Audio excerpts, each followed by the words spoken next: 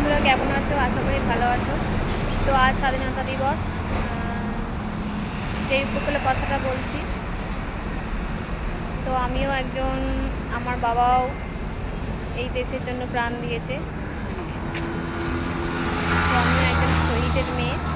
তো যখন আমার 3 বছর বয়স, তখন আমার বাবা মারা গেছে, এই দেশের জন্যই মারা গেছে। তো এখানে এসেছি বেড়াতে, কোলাঘাট ব্রিজে কিছু ভিডিও শুট করবো বলে। এইখানে রূপনারায়ণ নদী, ওটা এই যে রূপনারায়ণ নদী, আর ব্রিজ, তিনটে ব্রিজ, এদিকে একটা, এখানে মাঝখানে একটা, আর ওই একটা, 3টে ব্রিজ। তো জয় হিন্দ।